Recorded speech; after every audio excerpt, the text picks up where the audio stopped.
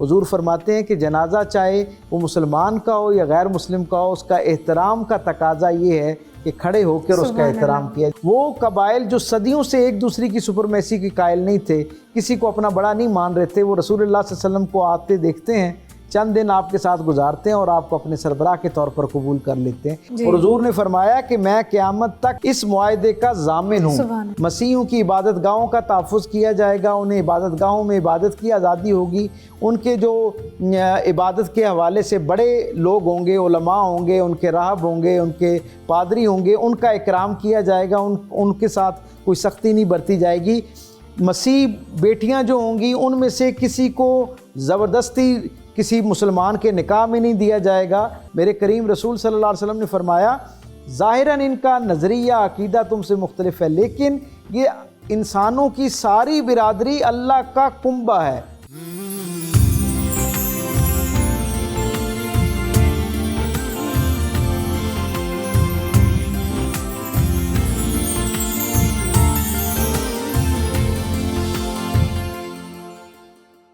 السلام علیکم ناظرین، میں ہوں ذوفشا نقوی اور پروگرام سیرت النبی صلی اللہ علیہ وآلہ وسلم کے ایک نئے موضوع کے ساتھ ایک بار پھر سے آپ کی خدمت میں حاضر ہیں۔ آج کے پروگرام میں ہم جس موضوع پر بات کریں گے وہ ہے نبی کریم صلی اللہ علیہ وآلہ وسلم کا اقلیتوں کے ساتھ حسن سلوک اور بحیثیت مسلمان ہمیں اس سے کیا سبق ملتا ہے۔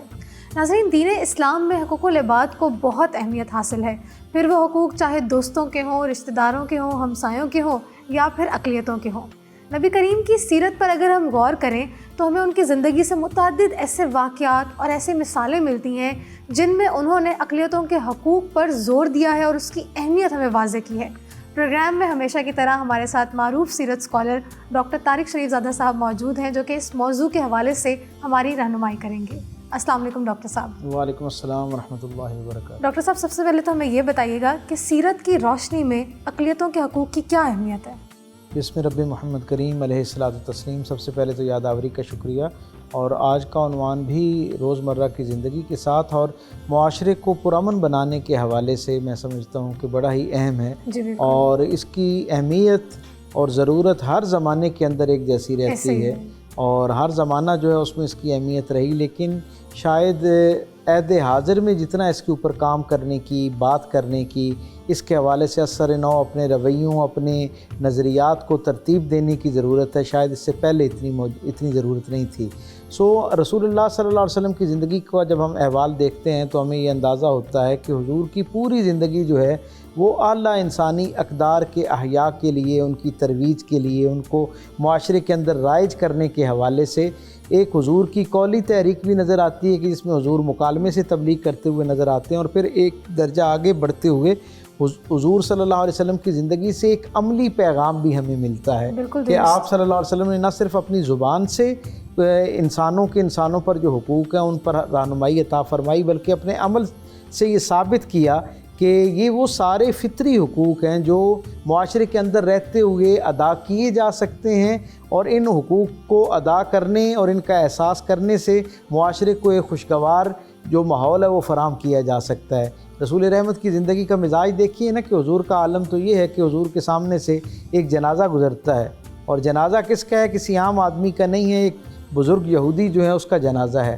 اور یہ کون یہودی بزرگ ہے؟ یہ وہ بزرگ ہے کہ جس کا جنازہ گزرتا ہے اور سرکار دو عالم صلی اللہ علیہ وسلم احتراماً کھڑے ہو جاتے ہیں۔ اصحاب رسول کہتے ہیں یا رسول اللہ، آپ کے علم میں نہیں کہ یہ اس یہودی بزرگ کا جنازہ ہے کہ جو آپ کے بارے میں بڑی مخاصمت رکھتا تھا، آپ کے حوالے سے بڑی مخالفت کرتا تھا، نہ صرف خود مخالفت کرتا تھا بلکہ بہت سارے لوگوں کے دل جو ہیں وہ آپ کی طرف سے میلا کرنے کا ذریعہ بنتا تھا، کوئی موقع جانے نہیں دیتا تھا جس میں وہ لوگوں کو آپ سے متنفر نہ کر سکے۔ میرے کریم رسول صلی اللہ علیہ وسلم فرماتے ہیں، کہتے ہیں یا رسول اللہ آپ پھر کیوں رک گئے؟ تو حضور فرماتے ہیں کہ مجھے علم ہے کہ یہ ایک یہودی ہے اور اس کا جنازہ ہے اور بزرگ ہے۔ حضور فرماتے ہیں کہ جنازہ چاہے وہ مسلمان کا ہو یا غیر مسلم کا ہو، اس کا احترام کا تقاضا یہ ہے کہ کھڑے ہو کر اس کا احترام کیا جائے۔ آپ یعنی اس سے اندازہ لگائیے کہ وہ دین اور رسول اللہ صلی اللہ علیہ وسلم کا وہ اسوہ جو ہمیں غیر مسلم کی مرنے کے بعد جو اس کی گویا میت ہے اس کے حوالے سے اس درجے کی احترام کی تلقین کرتا ہوا نظر آتا ہے، وہ زندگی میں اس کے حقوق کی ادائیگی کے حوالے سے، اس کے احترام کے حوالے سے کس درجے کی جو ہے وہ رہنمائی اور ہدایت عطا کرتا ہوگا۔ آپ تصور کیجئے، میرے کریم رسول صلی اللہ علیہ وسلم جب مدینہ تشریف لاتے ہیں تو حضور کا جو معاملہ ہے اس کے اندر مسلمانوں کی ایک تعداد جو ہے وہ مدینہ کے اندر پہلے سے موجود ہے، اس میں کوئی شبہ نہیں، لیکن ایک بہت بڑی تعداد غیر مسلموں کی وہاں پر موجود ہے۔ آپ دیکھ سکتے ہیں، یعنی انسانی عقل جو ہے اس کے اندر ایک سوال بجا طور پر اٹھتا ہے کہ ایک دوسری بستی سے آنے والی ایک شخصیت جس کے ماننے والوں کی تعداد اس بستی میں ابھی اقلیت میں ہے اور بہت قلیل اقلیت کے اندر موجود ہے، اس کے باوجود اس بستی کے سارے لوگ اس رسول کا، اس شخصیت کا، اس ہستی کا ان کے ساتھ رویہ کیسا ہوگا کہ سارے جو مخالف نظریات رکھنے والے لوگ ہیں وہ اس کے ہاتھ پر جو ہے وہ اس کی سرپرستی کو قبول کر لیتے ہیں، اپنے آپ کو اس کی گویا اطاعت میں دے دیتے ہیں اور اسے اپنا لیڈر اور رہنما مان لیتے ہیں۔ یقیناً رسول اللہ صلی اللہ علیہ وسلم کا ان کے ساتھ اس درجے کا حسن سلوک تھا کہ وہ لوگوں کو یہ اندازہ تھا کہ اگر اس بستی کے اندر کوئی شخصیت ہمارے انسانی درجے کے حقوق کی ضامن ہو سکتی ہے، ہمارے نظریات اور عقائد کی کوئی ضامن ہستی ہو سکتی ہے تو وہ رسول اللہ صلی اللہ علیہ وسلم کی ہستی ہے۔ اسی لیے وہ قبائل جو صدیوں سے ایک دوسری کی سپرمیسی کے قائل نہیں تھے، کسی کو اپنا بڑا نہیں مان رہے تھے، وہ رسول اللہ صلی اللہ علیہ وسلم کو آتے دیکھتے ہیں، چند دن آپ کے ساتھ گزارتے ہیں اور آپ کو اپنے سربراہ کے طور پر قبول کر لیتے ہیں۔ تو یہ رسول اللہ صلی اللہ علیہ وسلم کا اس معاشرے کے اندر اپنا رویے کی بنیاد پر ایک عملی اظہار ایسا تھا جس کی وجہ سے ان لوگوں کے دلوں میں یہ ہمت اور جذبہ پیدا ہوا کہ انہوں نے حضور کو اپنا قائد جو ہے وہ تسلیم کر لیا۔ کم از کم سیاسی درجے پہ تو ڈے ون پہ انہوں نے ان کو قائد مقرر کر لیا اور تسلیم کر لیا، کیونکہ انہیں یہ یقین ہو چلا تھا کہ یہ ایک ایسی ہستی ہے جو سب کے حقوق سے بھی واقف ہے اور ان حقوق کی ادائیگی کے اندر جو احتیاطی تقاضے ہیں ان سب سے بھی واقف ہے، اور ایک منصف مزاج، عدل پسند شخصیت ہے۔ ان کی موجودگی میں اور ان کی سربراہی میں کسی کے حقوق اس کی تعداد کے بڑھنے یا کم ہونے کی وجہ سے، اس کے اکثریت میں ہونے یا اقلیت میں ہونے کی وجہ سے ان کے حقوق کی حق تلفی نہیں ہوگی۔ لہٰذا ان سب نے اپنی ساری مخالفتوں کے باوجود، آپس کی دشمنیوں کے باوجود رسول اللہ صلی اللہ علیہ وسلم کو اپنا سیاسی قائد، اپنی گویا جو وہاں پہ ریاستی نظم تھا اس کا سربراہ جو ہے اسے مقرر کر دیا، اور اس پہ سب نے لبیک کا، اور ایک اکثریت جو ہے وہ آپ کی ہوگی۔ وہ اصل میں یہ ایک آج خود ایک بہت بڑی مثال ہے رسول اللہ صلی اللہ علیہ وسلم کی اپنے نظریے اور عقیدے سے مختلف لوگوں کو قبول کرنے کے حوالے سے۔ بہت خوب ڈاکٹر صاحب، آپ نے بہت ہی احسن طریقے سے جو سیرت میں اہمیت تھی اقلیتوں کے ساتھ حسن سلوک کی اس کو واضح کیا۔ ڈاکٹر صاحب مجھے یہ بتائیے گا کہ جب ریاست مدینہ کا قیام ہو گیا اور پھر مسلمان جو اقلیتوں میں تھے پھر وہ اکثریت میں آ گئے اور ایک معاشرہ نیا تشکیل دیا گیا، اس معاشرے کے اندر جو اقلیتوں کو حقوق دیے گئے اور ان کو جو تحفظ فراہم کیا گیا، ذرا اس پر روشنی ڈالیے گا۔ بہت اچھا اور بنیادی سوال۔ عمومی طور پر لوگ میثاق مدینہ کے تناظر میں اس غلط فہمی کا شکار ہو جاتے ہیں کہ اس وقت تو مسلمان اقلیت میں تھے اور ان کا حسن سلوک کرنا گویا ایک عقلی تقاضا تھا، ضرورت تھی، سماجی ضرورت تھی، سیاسی ضرورت تھی، اس لیے ان کے لیے حقوق رکھ دیے گئے۔ آپ یہ دیکھیں کہ تاریخ کے اندر سینٹ کیتھرائن جو ہے اس کی ایک اپنی انفرادی حیثیت ہے۔ مصر کے اندر جب آپ جاتے ہیں تو وہ پہاڑی جہاں پر حضرت موسیٰ علیہ السلام کی ہمیں عبادت گاہ نظر آتی ہے، ان کی خانقاہ نظر آتی ہے، اور وہ جھاڑی جس کے پاس سے جو ہے اللہ کے ساتھ وہ راز و نیاز میں شریک ہوتے ہیں، وہاں پر وہ جو برننگ بشز ہیں ان کے پاس کر کے ایک سینٹ کیتھرائن کے نام کی ایک عبادت گاہ موجود ہے، اور اس کی انفرادیت یقیناً ایک تو یہ ہے جو میں نے بیان کی، اس سے بڑھ کر اس کی انفرادیت یہ ہے کہ یہاں کے متولین ایک زمانے میں سرکار دو عالم صلی اللہ علیہ وسلم کے پاس پہنچے اور رسول اللہ صلی اللہ علیہ وسلم کے ساتھ شرف ملاقات کے بعد انہوں نے یہ چاہا کہ اے اللہ کے رسول، آپ اس وقت تو یقیناً آپ کا ہمارے ساتھ اور ہمارے ہم عقیدہ لوگوں کے ساتھ حسن سلوک ہے ہی ہے، کیونکہ آپ خود براہ راست موجود ہیں، لیکن جب آپ اس دنیا سے تشریف لے جائیں گے تو اور مسلمان جس تیزی سے اسلام پھیل رہا ہے، ہمیں یہ خدشہ ہے کہ یہ دنیا کی آبادی کی جو آخری کونے ہیں وہاں تک یہ نور پہنچے گا۔ اس منظر نامے میں جب مسلمان اتنی غالب اکثریت میں وہاں پہنچیں گے تو ہمیں یہ خدشہ ہے کہ ہماری سینٹ کیتھرائن جیسی جو مقدس عبادت گاہیں ہیں کہیں ان کو اپنی لپیٹ میں نہ لے لیا جائے یا ان کی کوئی بے حرمتی خدا نخواستہ نہ ہو جائے۔ تو آپ کچھ اس حوالے سے اگر ہماری دلجوئی فرما دیں تاکہ ہمارے لیے آسان ہو جائے، تو اللہ کے رسول صلی اللہ علیہ وسلم نے ایک عہد نامہ ان کو لکھ کر دیا جو آج تک خوش نصیبی ہے اس قرۂ ارضی کے لوگوں کی کہ وہ آج تک سینٹ کیتھرائن کے اندر موجود ہے، جس کے اندر رسول اللہ صلی اللہ علیہ وسلم نے وہ معاہدہ اس کے الفاظ کمال کے ہیں، اور میں سمجھتا ہوں کہ ہر وہ کلمہ گو جو اس سینٹ کیتھرائن کے معاہدے کے الفاظ یا عہد نامے کے الفاظ اگر پڑھ لے، ان کو سمجھ لے، تو یہ ممکن ہی نہیں ہو سکتا کہ کوئی مسلمان اس کی طرف سے کسی اقلیتی مسیح بھائی کے بہن بھائی کے ساتھ کوئی زیادتی ہو سکے، یا ایون کسی اور مذہب کے کسی شخص کی دل آزاری کا وہ باعث بن سکے۔ اللہ کے رسول صلی اللہ علیہ وسلم نے فرمایا کہ یہ معاہدہ میرے اور میرے سارے ماننے والوں کی طرف سے مسیح بہن بھائیوں کے ساتھ ہے، اور حضور نے فرمایا کہ میں قیامت تک، اس کا مفہوم یہ ہے کہ میں قیامت تک اس معاہدے کا ضامن ہوں، اور اس معاہدے کے اندر کیا ہے کہ مسیحیوں کی عبادت گاہوں کا تحفظ کیا جائے گا، انہیں عبادت گاہوں میں عبادت کی آزادی ہوگی، ان کے جو عبادت کے حوالے سے بڑے لوگ ہوں گے، علماء ہوں گے، ان کے راہب ہوں گے، ان کے پادری ہوں گے، ان کا اکرام کیا جائے گا، ان کے ساتھ کوئی سختی نہیں برتی جائے گی۔ مسیح بیٹیاں جو ہوں گی ان میں سے کسی کو زبردستی کسی مسلمان کے نکاح میں نہیں دیا جائے گا۔ پھر اس سے ایک درجہ آگے بڑھ کر ان کو اپنے نظام عدل میں مکمل آزادی دی جائے گی، یعنی وہ اپنے معاملات کے اندر اگر اپنی کتاب کے مطابق، اپنے نظریہ حیات کے مطابق اپنا کوئی نظام عدل قائم رکھ کے اس سے فیصلہ لینا چاہیں، یعنی اپنی کوئی جسے کہتے ہیں نا کورٹس قائم کرنا چاہیں، تو ان کو اس کی آزادی دی جائے گی کہ وہ اپنی کورٹس کے اندر اپنے قاضیوں کی موجودگی میں، اپنے ججز کی موجودگی میں اپنے معاملات کا تصفیہ حاصل کر سکیں۔ اور پھر رسول اللہ صلی اللہ علیہ وسلم نے فرمایا کہ یہ معاہدہ ظاہراً تو میرے اور ان کے درمیان ہو رہا ہے، لیکن یہ میری طرف سے اور میرے کلمہ گو دنیا کے آخری آنے والے کلمہ گو تک کی طرف سے یہ معاہدہ ہے۔ اور حضور نے فرمایا کہ اگر کسی کے ساتھ اس معاہدے کی عہد شکنی کے طور پر کوئی زیادتی کرے گا تو قیامت کے دن میں ان کی طرف سے اس معاہدے کی خلاف ورزی پر اللہ کی بارگاہ میں وکیل کے طور پر پیش ہوں گا۔ تو آپ اس سے اندازہ لگا لیجئے کہ، اور پھر نہ صرف کہ حضور نے یہ معاہدہ لکھوایا بلکہ اس کے اوپر تائید اور تصدیق کے لیے رہتی دنیا کے سارے مسلمانوں کی تسلی کے لیے اپنے دست مبارک کا عکس اس کے اوپر قائم کیا، وہ آج تک وہاں پر موجود ہے۔ اور یہ ایک طویل روایت ہے مسلمانوں کی پچھلے 1500 سال کی، کہ ہر زمانے کے اندر جہاں پر مختلف نظریات کا آپس میں ٹکراؤ ہوا، اسلام کو بھی بہت ساری جنگوں کا سامنا رہا، لیکن ہر زمانے کے اندر مسلمان خواہ وہاں پر حکمران ہوئے یا نہ ہوئے، کبھی مسلمانوں کی طرف سے اس معاہدے کی خلاف ورزی نہیں کی گئی، کوئی جو ہے وہ چرچ جو ہے اس کی بے حرمتی نہیں کی گئی، کوئی ان دینی جو شاعر کے ساتھ وابستہ شخصیات ہیں ان میں سے کسی کی توہین نہیں ہوتی ہوئی نظر آتی ہے۔ اور ہم یہ دیکھتے ہیں کہ یہ کیا کمال معاملہ ہے کہ رسول اللہ صلی اللہ علیہ وسلم کی اس بات کی پاسداری کے طور پر،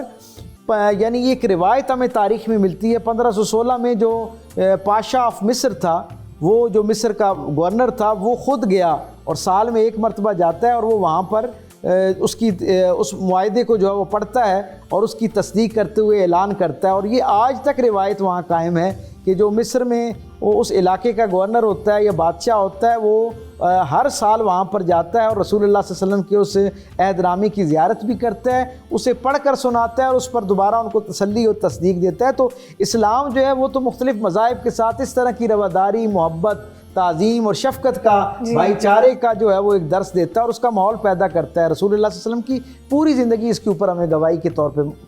جو ہے نا بے شمار گواہیوں سے بھرپور نظر آتی ہے۔ لیکن اس کے باوجود ہم دیکھتے ہیں کہ آج کے معاشرے میں کہیں نہ کہیں عدم برداشت کے عناصر پائے جاتے ہیں، اس چیز کو ہم کیسے اوورکم کر سکتے ہیں؟ جب تک سب سے پہلے آپ دیکھیے رسول اللہ صلی اللہ علیہ وسلم نے اپنے ساتھ وابستہ لوگوں کی تربیت میں جہاں انہیں خدا کا تصور عطا کیا اور خدا کے حقوق جو تھے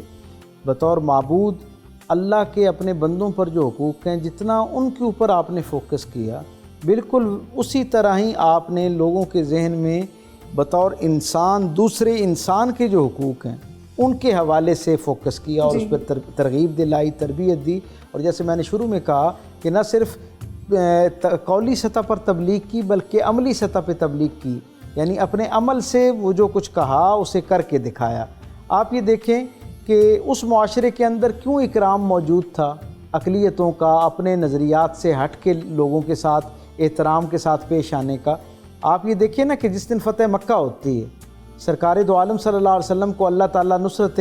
دائمی عطا فرماتا ہے اور حضور جو ہیں وہ مکے کے اندر داخل ہوتے ہیں، وہ شہر جہاں رات کی پچھلے پہر حضور کو بے یار و مددگار چھوڑنا پڑتا ہے جو شہر، گویا اپنا اصل وطن چھوڑنا پڑتا ہے اور حضور وہاں سے مدینے کی طرف تشریف لے جاتے ہیں۔ صرف 8 برس کی محنت کے بعد منظرنامہ یکسر تبدیل ہو جاتا ہے اور حضور اس شہر کے اندر داخل ہوتے ہیں۔ اب یہ کون سا شہر ہے اور اس کے باسی کون ہیں؟ اس شہر میں رہنے والے وہ لوگ ہیں جنہوں نے میرے کریم رسول صلی اللہ علیہ وسلم کے ساتھ اس وقت تک کی انسانی تہذیب میں جو ظلم روا رکھا جا سکتا ہے وہ سارا ظلم کر رکھا ہے۔ حضور کے ساتھ جس طرح کی توہین کا کوئی تصور کر سکتا ہے اس درجے کی توہین کر رکھی ہے۔ دل آزاری کا جو تصور کیا جا سکتا ہے وہ کر رکھا ہے، لیکن وہاں اللہ اپنے محبوب صلی اللہ علیہ وسلم کو ایک غلبہ عطا فرماتا ہے، اور جب سارا شہر مطیع ہو جاتا ہے، ساری بستی آپ کی قبضے میں آ جاتی ہے، مغلوب ہو جاتی ہے آپ کے سامنے، تو پھر کیا ہوتا ہے؟ اللہ کے رسول صلی اللہ علیہ وسلم ان سب کو معاف فرما دیتے ہیں۔ سبحان کسی ایک شخص کو بھی تلوار کی طاقت کے ساتھ جو ہے وہ کلمہ نہیں پڑھایا جاتا، اور رسول اللہ صلی اللہ علیہ وسلم ان دشمنوں کو جو مخالفت میں جان لینے کے لیے مکے سے نکل کر مدینے پہ بار بار حملہ کرتے ہوئے نظر آتے ہیں ماضی قریب میں، جب رسول اللہ صلی اللہ علیہ وسلم ان پر غالب آ جاتے ہیں تو اپنے محبت کرنے والوں کو، جنہیں انہوں نے سب نے تکلیف دے رکھی ہوتی ہے، انہیں کیا ترغیب دلاتے ہیں کہ میں تمہیں ان کے معاملے میں اللہ کا خوف دلاتا ہوں، اللہ کی یاد دلاتا ہوں، تمہیں یہ احساس پہنچانا چاہتا ہوں کہ یہ بے شک تمہارے ساتھ تمہارے نظریے میں شامل نہیں ہیں، تمہارے عقیدے میں شامل نہیں ہیں، لیکن یہ اللہ کی مخلوق تو ہیں۔ جب تک یہ اللہ کی حدود کی اعلانیہ خلاف ورزی نہ کریں، معاشرے کے اندر بد امنی اور ظلم کا ذریعہ نہ بنے، اس وقت تک ان کے ساتھ سختی سے بولنا جو ہے اس کی اجازت بھی نہیں۔ اللہ کے رسول صلی اللہ علیہ وسلم کا وہ حسن سلوک اس معاشرے کو کیا نعمت عطا کرتا ہے؟ ایک تو امن دائمی عطا فرما دیتا ہے، دوسرا جوق در جوق حضور کے اس معاف کرنے کے رحمت برے فرمان کا نتیجہ یہ نکلتا ہے، ان کے بطور انسان حقوق کا جو اعلان رسول اللہ صلی اللہ علیہ وسلم اپنے عمل سے کرتے ہوئے نظر آتے ہیں، اس کی برکت یہ ہوتی ہے کہ ہر آن جو ہے وہ لوگ جوق در جوق دین اسلام کا جو دامن رحمت ہے اس کا حصہ بننا شروع ہو جاتے ہیں۔ اگر رسول اللہ صلی اللہ علیہ وسلم اس وقت اقلیت میں آئے ہوئے غیر مسلموں کو جان مال کی امان نہ عطا کرتے، ان کی عزت اور آبرو کی حفاظت کی ضمانت نہ عطا کرتے، تو کیا وہ معاشرہ اتنا تیزی کے ساتھ اسلام کا گرویدہ ہو سکتا تھا؟ یقیناً نہیں ہونا تھا۔ اور پھر رسول اللہ صلی اللہ علیہ وسلم نے غالب آنے کے بعد وہ کیا ازلی ابدی دائمی اصول عطا فرمائے۔ میرے کریم رسول صلی اللہ علیہ وسلم نے فرمایا، ظاہراً ان کا نظریہ عقیدہ تم سے مختلف ہے، لیکن یہ انسانوں کی ساری برادری اللہ کا کنبہ ہے، اور اللہ کو اپنا کنبہ ویسے ہی پیارا ہے جیسے کنبے کے سربراہ کو اپنا افراد خانہ پیارے ہوتے ہیں۔ یہ سارے اللہ کی مخلوق ہیں، اللہ کے کنبے کے افراد ہیں، اللہ کو یہ سارے پیارے ہیں۔ اور پھر کیا ہے؟ حضور نے فرمایا کہ کلمے کی بنیاد پر محض اسلام میں داخل نہ ہونے کو بنیاد بنا کر کسی شخص کو اپنی ذاتی دشمنی کا بدلہ لینے کی اجازت نہیں ہے۔ اس دین نے جو پیغام عطا کیا اور حضور نے جو اپنی سیرت سے جو ایک مثال قائم کی، وہ ہمیں کیا ہدایت عطا کرتی ہے کہ یہ اپنے نظریات میں ہم سے اختلاف رکھنے کے باوجود ان کا جو بنیادی انسانی حقوق ہیں وہ سارے کے سارے اسی طرح موجود اور قائم رہیں گے جس طرح مسلمانوں کے آپس میں ایک دوسرے کے پر حقوق ہیں۔ ان کی جان مال عزت آبرو کی حفاظت ریاست کی یعنی گویا مسلم معاشرے کی ویسی ذمہ داری ہوگی جیسے ایک مسلمان کی عزت مال جان آبرو کی حفاظت ریاست کی اور مسلمان معاشرے کی ذمہ داری ہے۔ پھر ان کے نظام عدل میں ان کو اتنی آزادی عطا کی گئی کہ یہ اپنے نظام عدل کو خود مرتب کر سکتے ہیں، جن لوگوں پر انہیں یقین اور بھروسہ ہو انہیں اپنے منصف مقرر کر سکتے ہیں اور ان سے اپنے فیصلے لے سکتے ہیں۔ گویا ایک ایسی یعنی رحمت بری فضا جو ہے اسے رسول اللہ صلی اللہ علیہ وسلم نے قائم فرمایا۔ آپ دیکھیں نا کہ حضور کے ہاں تو اس درجے کی کشادگی پائی جاتی ہے کہ نجران کے جو قبیلے کے افراد رسول اللہ صلی اللہ علیہ وسلم کے پاس آتے ہیں۔ ذرا منظرنامہ دیکھیں، یہ وہ جو فتح مکہ سے بعد کا واقعہ ہے، نجران کا واقعہ، یعنی اس کا کیا مطلب ہے؟ دین اسلام بطور ریاست اس کا نفاذ ہو چکا ہے۔ اب رسول اللہ صلی اللہ علیہ وسلم کا جو نبوت کا ایک مقام اور منصب ہے وہ تو ہے ہی ہے، لیکن اب آپ ایک ریاست کے سربراہ بھی ہیں۔ ان کے سامنے نجران سے مسیح جو ہیں وہ آتے ہیں، اور تھوڑی دیر کے بعد حضور سے گفتگو کے دوران سیاسی معاملات پر گفتگو ہو رہی ہے، اور ان میں سے کچھ لوگ بار بار آسمان کی طرف دیکھتے ہیں۔ اللہ کے رسول ان سے پوچھتے ہیں، آسمان کی طرف دیکھنے کا مطلب تو وقت کا تعین کرنا ہوتا ہے۔ اس زمانے میں لوگ آسمان کی جو روشنی کی تقسیم ہے اس سے اندازہ لگاتے تھے کہ کون سا پہر جا رہا ہے۔ تو انہوں نے آگے سے جواب میں کہا کہ ہماری نفلی عبادت کا وقت ہو گیا۔ اللہ کے رسول صلی اللہ علیہ وسلم نے فرمایا، آپ عبادت کرنا چاہتے ہیں؟ انہوں نے کہا بے شک ہم کرنا چاہتے ہیں اگر میسر ہو تو۔ حضور نے کہا کہ عبادت گاہ کے لیے آپ کے نزدیک کیا تقاضے ہیں؟ تو انہوں نے کہا بس جگہ کا پاک صاف ہونا ضروری ہے۔ تو حضور نے کہا کہ مدینے کے اندر ظاہری طور پر کوئی چرچ موجود نہیں ہے، لیکن یہ جو مسجد نبوی ہے جس میں آپ بیٹھے ہیں یہ اتنی پاک صاف ہے جتنا آپ کے ہاں عبادت گاہ پاک کی جاتی ہے یا اس کا اہتمام کیا جاتا ہے۔ آپ اسی مسجد کے اندر اپنی عبادت جو ہے وہ کر لیں۔ اور پھر تاریخ میں اس سے جو اگلا نقطہ ہم تک پہنچا، میں کہتا ہوں ہم سب کے لیے مینارہ نور ہے۔ رسول اللہ صلی اللہ علیہ وسلم نے جب دیکھا کہ ایک غالب دین کا نبی موجود ہے سامنے تو ان کے لیے وہاں پر اپنی عبادت کرنا نفسیاتی طور پر مشکل تھا۔ میرے کریم رسول نے ان کی نفسیات کا کیسا اکرام فرمایا۔ حضور نے کہا اگر میری موجودگی میں آپ کو کچھ حجاب محسوس ہو رہا ہے تو میں اپنے کاشانہ رحمت کے اندر چلا جاتا ہوں، آپ تسلی سے اپنی عبادت مکمل کر لیں۔ جب آپ کی عبادت مکمل ہو جائے تو مجھے آپ بلا لیں گے، میں دوبارہ وہیں سے گفتگو شروع کروں گا جہاں پر ہم نے گفتگو جو ہے یہاں ابھی منقطع کی ہے۔ تو رسول اللہ صلی اللہ علیہ وسلم مسجد نبوی جیسے مقام کو، جہاں ایک عبادت کا ایک نماز کا ثواب 50,000 نماز کے برابر ہے، جو رسول اللہ صلی اللہ علیہ وسلم کی بھی اور خود اللہ کی بھی پسندیدہ مسجد ہے، اس مقدس ترین عبادت گاہ کے اندر بھی ان کو عبادت کے لیے جگہ فراہم کرنا کس اعلیٰ درجے کی جو ہے وہ رواداری کی مظاہرے کی مثال ہو سکتی ہے، اور اس سے ہم سب کو سبق سیکھنا چاہیے۔ بہت خوب ڈاکٹر صاحب، آپ نے بہت ہی اچھے طریقے سے ہماری رہنمائی فرمائی، اور جو ہمارا آج کا ٹاپک تھا ہم نے اس کے مختلف ڈائمینشنز کو ڈسکس کر لیا، لیکن سب سے امپورٹنٹ اس میں ایک جو چیز آتی ہے وہ آج کے دور کے حوالے سے ہم دیکھیں تو اس معاشرے میں ریلیجیس ہارمونی کو قائم کرنے کے لیے انفرادی رول کیا ہونا چاہیے، کیونکہ پاکستان وہ معاشرہ ہے جہاں پہ مسلمان اکثریت میں اور ہمارے ساتھ یہاں پہ اقلیتیں بھی رہ رہی ہیں، تو اس پر آپ کیا کہیں گے؟ بہت بنیادی سوال ہے اور میں سمجھتا ہوں کہ آج کے معاشرے کے ساتھ جڑا ہوا سوال ہے۔ ہم سب کو یہ بات سمجھنی چاہیے کہ رسول اللہ صلی اللہ علیہ وسلم نے جو دین رحمت ہم تک پہنچایا اور ہم تک اللہ کا جو مقصود اور منشا پہنچائی، اس کا حاصل یہ ہے کہ انسان جو ہے وہ احترام آدمیت کا اپنے نہ صرف قول سے اس کا اظہار کرے بلکہ اپنے عمل سے بھی اس کی تصدیق کرتا ہوا نظر آئے۔ اور احترام آدمیت کا معاملہ یہ ہے کہ میں نے جیسے ابھی تھوڑی دیر پہلے عرض کیا کہ اللہ کی نگاہ میں تو یہ ساری مخلوق جو ہے اس کے کنبے کے طور پر ہے، اور ہر فرد اللہ کو ایسی عزیز ہے کہ جیسے گویا ایک گھرانے کے کنبے کے سربراہ کو اپنی افراد خانہ عزیز ہوا کرتے ہیں۔ کسی بھی شخص کے معاملے میں رائے قائم کرتے ہوئے ہمیں یہ بات ذہن میں رکھنی چاہیے کہ یہ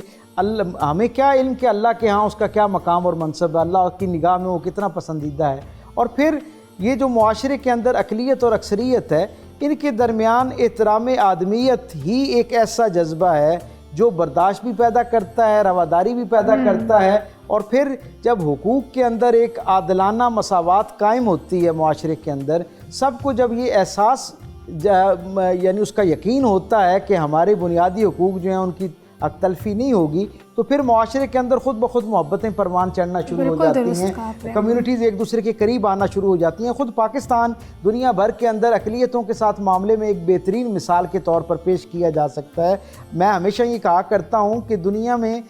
پاکستان کی بے شمار اور خوش نصیبیوں کے ساتھ ساتھ ایک بہت بڑی خوش نصیبی یہ بھی ہے، میں بڑے فخر سے یہ بات کہا کرتا ہوں اور ذمہ داری کے ساتھ کہا کرتا ہوں کہ دنیا بھر میں شاید ہی کسی ملک کو اتنی بہترین اقلیت میسر ہوگی جتنی پاکستان کو اقلیت میسر ہے۔ جیسے پاکستان بنانے میں مسلمانوں کا کردار تھا، وہیں پر اس ملک کو بنانے کے حوالے سے، اس کو آزاد کروانے کے حوالے سے اپنے دائرۂ اثر کے اندر رہتے ہوئے مسیح بہن بھائیوں کا کردار بھی موجود تھا۔ باقی کمیونٹیز کے لوگوں نے بھی ایک جذبے کے ساتھ، دیکھیں نا، وہ لوگ ایک بڑی تعداد میں جن کو سیکولر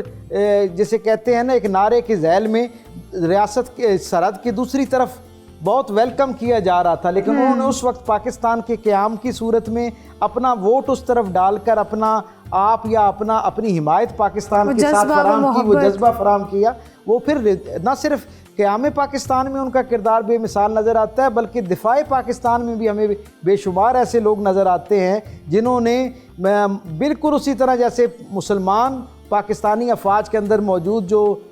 جوان تھے، غازی تھے، انہوں نے شہادتیں کی دیں، اپنی جان پیش کی، بالکل اسی طرح ہماری جو اقلیتی بہن بھائی ہیں انہوں نے بھی پورے جذبے کے ساتھ اپنی جان مال عزت آبرو جو ہے اس ملک کے لیے قربان کی ہے۔ اور میں یہ دیکھتا ہوں کہ جو چنیدہ کوئی واقعات جن کو بہت زیادہ دنیا کے اندر اوور ہائی لائٹ کر کے میں یہ سمجھتا ہوں کہ پاکستان کے چہرے کو بگاڑنے کی کوشش کی جاتی ہے،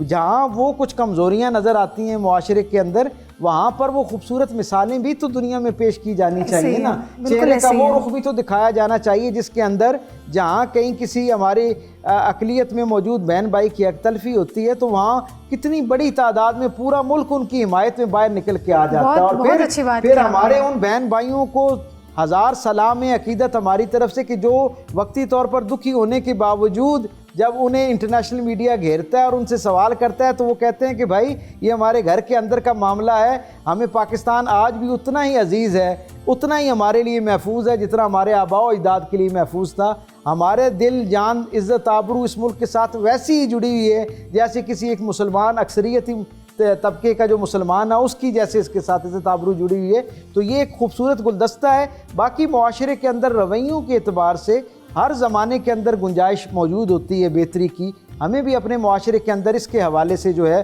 اور زیادہ اس پہ گفتگو ہونی چاہیے, اس کی اہمیت پر بات ہونی چاہیے. خود رسول اللہ صلی اللہ علیہ وسلم کی زندگی اور آپ کے پیغام میں جو اس کے حوالے سے مثالیں اور ہدایات موجود ہیں انہیں تواتر کے ساتھ معاشرے کے اندر زیر بحث لایا جانا چاہیے تاکہ یہ جو محبت امن اور آشتی کی فضا پاکستان کے اندر موجود ہے یہ اسے اور زیادہ مستحکم کیا جا سکے. بہت شکریہ ڈاکٹر صاحب, آپ کا آپ نے اتنے اچھے انداز میں اتنے مختلف پہلوؤں پر اتنے جامع طریقے سے بات کی. یقیناً ہمارے ناظرین کے لیے آج کا یہ پروگرام معلوماتی رہا ہوگا. ناظرین, ڈسکور پاکستان کے پروگرام سیرت النبی صلی اللہ علیہ وآلہ وسلم کو آپ ڈسکور پاکستان کے فیس بک پیج اور یوٹیوب چینل پر بھی دیکھ سکتے ہیں. ہمیں اپنی قیمتی رائے سے ضرور آگاہ کیجیے گا. پروگرام کے ایک نئے موضوع کے ساتھ ایک بار پھر سے آپ کی خدمت میں حاضر ہوں گے. تب تک کے لیے اپنی میزبان ظوفیشہ نقوی کو دیجیے اجازت اور دیکھتے رہیے ڈسکور پاکستان.